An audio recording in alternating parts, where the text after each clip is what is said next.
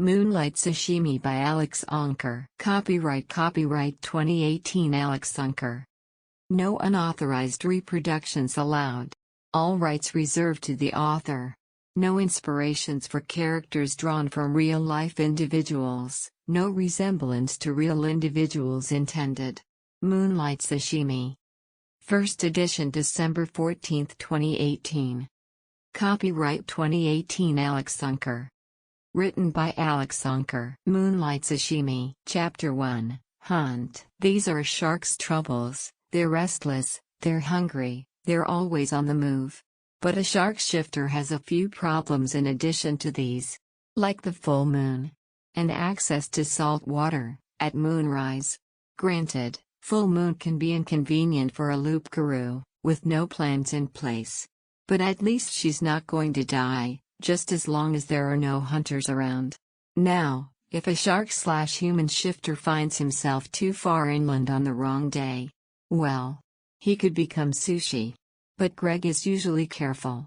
His plans are immaculate, with all the forethought of the insurance industry sales director that's the mask of his human self. But now, factor in a business trip to Mexico. And the local cerveza, and tequila. Some disreputable drinking buddies. And sleeping off the worst hangover in history. Well. Now, you see? That's why he's piloting a stolen motorboat, out to sea. Courting the full yellow moon, dancing with her. This is his ready-made explanation, for the cops. Lucky he's an old hand at hot-wiring boats. A respectable citizen, like him, due to occasional necessity, rather than preference. And now he guns the engine, desperate. The change is imminent. He needs deeper waters, to swim, to feed, to be free of the risk of capture. He needs, urgently, to change. The moon burns, telling him it's time, too late for anything else. With the engine still running, leaving a foamy wake, spreading out into darkness. Greg leaps onto the lip of the boat. And he rips off his clothes, his human form fighting the gale blast.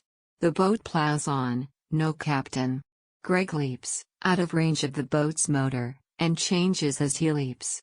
Gills rip gashes into flesh, his legs fuse together, his tail flexes. His skull smooths and expands, all of him predator.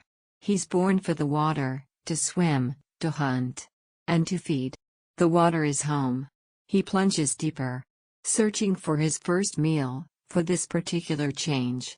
Food is what his predator brain is hunting. But he finds something else entirely. The mindset of shark brain is different to human brain. Theoretically. But it's a shock to experience it every time, just the same, the focus, the dead-set intent. But this is different. He's never felt this before. He can sense it. His mate. Chapter 2, Mate. And he swims. Like crazy, like it's the first time in his life. Except that there's something wrong. Now, dimly, shark brain can remember snow, solid, flooding water, drifting through air. One might as well conceive of solid air, to shark brain. Water is invisible. He should never have to think about water. Because his mate is near, and that ought to trump every other consideration. But the water's thick with blobs of synthetic snowdrift. It's like the human snow globe winter scenes that he can only dimly remember. Then he spots her, through the mist. She's still human, despite the moon, scuba diving through the aqua depths. Her wetsuit gleams as she swims frantically towards him. But Greg begins to choke, to spasm. To die. His mate's grief may be the last thing he knows. Her shark form triggered, she begins to rip off human adornment, to launch herself towards him, gills open. He's choking. And he wonders if they'll die together, in this storm of man-made snowflakes. He's man. And shark. But it's men who've killed them. Chapter 3, Rebirth. Then, in the moment when he comes to himself, he's alive. That's the first thing. He's awake, and alive, that's enough reason to rejoice. Damn, he'd thought he was a goner for sure, there. And it's still not great. Because he's bare-ass nude, slumped spread-eagled on a public beach. And he's choking, coughing his lungs up. He drags himself up on his elbows, because he feels what's coming, turns over and pukes up about a gallon of water. And then he still manages to choke and spit out 3 or 4 tissues and ribbons of some rubbishy plastic shreds. That's the pollutant that almost killed him. Then he has to stick his fingers down his throat to get it all out, to breathe and swallow properly. At least he's in human form. There's that. If he was beached and gasping, out on the sands in the early hours of the morning in his shark shape, then he'd be finished off summarily by local authorities. On humanitarian grounds, most likely, because humans are nice like that. Oh, the irony. Sharks, they're the bad guys, right? He knows he ought to be pulling himself up, getting up on 2 human legs and getting the hell out of Dodge. There's no good that can come of lingering around these parts. He needs to just be glad he survived, and save himself any more suffering. That would be the smart thing to do. But A, he's feeling like he was run over by a truck, recently. And B, what about his mate? And what about his clothes, too, left far behind, now, on a boat becalmed and out of gas, abandoned out on the open ocean? There's that, but it's almost a minor quibble by this point. What about his mate? The pain is unbelievable. It's a miracle that he survived, and no small one. But Greg isn't an idiot. He knows that the odds that she survived too are too high to play, if they were calling it in a casino. He had her for a brief moment. And now he's alone. Life is so brutal. Effectively, he's been mated and widowed, not even in one night, but in one moment. And he doesn't get a minute to catch his breath, either, but has to get up and keep right on moving. That's what a shark does, in the sea, in human life, endlessly. Keep moving or die, that's how it works. What else is there to do? He lies there a moment longer, and then another.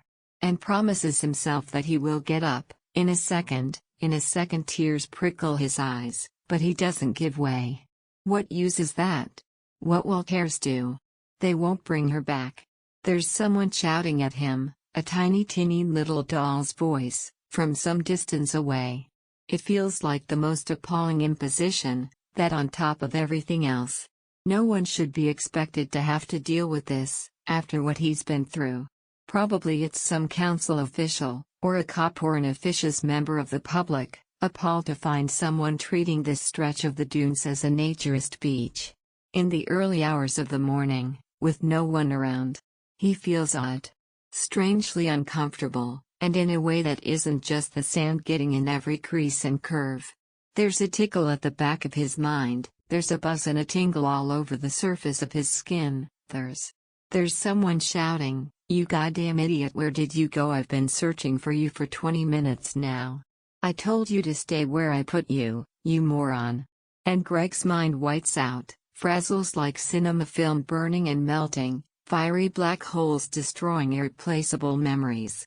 There's something he can't grasp, here.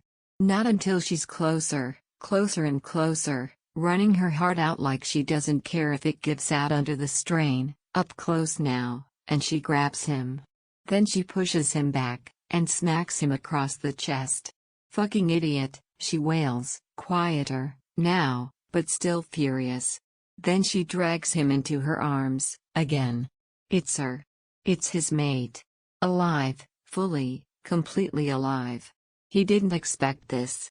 He didn't expect her to be calling him a fucking idiot, and smacking him, either. She's wearing a loose smock dress, over her wetsuit. She has a round, pale face and aqua eyes, her hair is dripping with salt water. It's an interesting look, but that doesn't matter to Greg. She's crying, lightly. Well, so is he.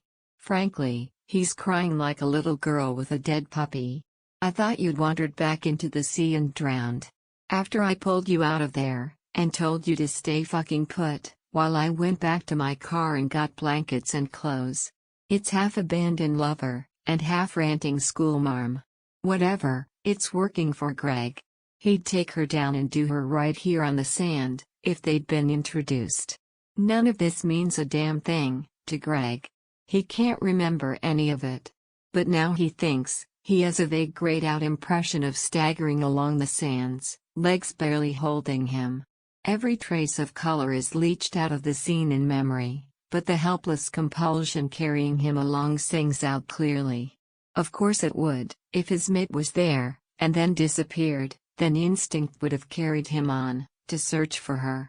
I must have blacked out, he says vaguely, but it doesn't really matter. Not when his mate is gasping and weeping in his arms, hyperventilating badly enough that he's getting worried.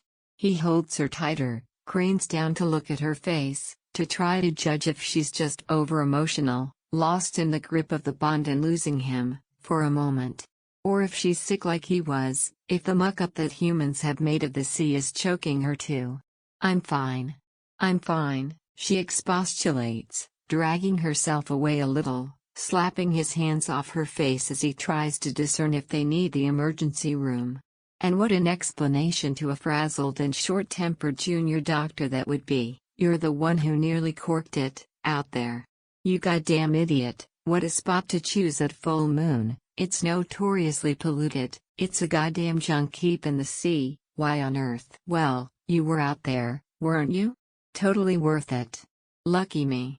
He's protesting, nominally, but his hands are on her, his arms around her, and yes, he's a lucky creature. She rolls her eyes at him, head swung back, and they're the flat dark gray of her whale hide, and the whites are the opaque cream of her underbelly. It swoons him. She is everything man or fish might wish for. In human form, she says. With breathing equipment. Not a last-minute unplanned dash into trash heap unnavigated alien waters. But the moon? He says. Oh, he's going to have his hands full, here. He can tell already. He delights in the prospect. I'm very strong, she says. And preens, a bit. Her wet dark hair falls back over her shoulders, as she leans back to look at him, to smirk. I can hold off the change like you wouldn't believe. I'll have to teach you. Greg is pretty damn sure she could teach him all kinds of things. I don't even know your name, he says, and starts to laugh. It's irresistibly funny. She's saved him, and claimed him, all before they've even exchanged business cards. I'm Millie, she says. She isn't laughing, not even smiling. Her smooth cheeks are still tear-stained, and she looks at him solemnly. It's a hard look, a little angry. The predator gleams out of her eyes, and Greg feels both safe, protected, and like he'll have to step very carefully indeed, in future. I'm Greg, he says. Hello, Millie. Hello, mate. He wobbles on his feet, for a moment, is still wiped out, by the marvelous disaster of this night. Death almost claimed him, there. But death probably fears Millie. Greg fears Millie, a little bit. She holds him sternly upright, not a scintilla of effort in it. Next full moon, let's choose somewhere to swim together, he suggests, smiling. Eyes wet, but smiling. As if I'd let you go anywhere without me, she says. And his mate, his Millie, she kisses him like a promise that he's in deep waters, now, under the pale disappearing moon of an early morning sky. The end. If you have enjoyed this book by Alex Ankarr, why not check out more books by Alex on Amazon, Barnes & Noble and Google Play?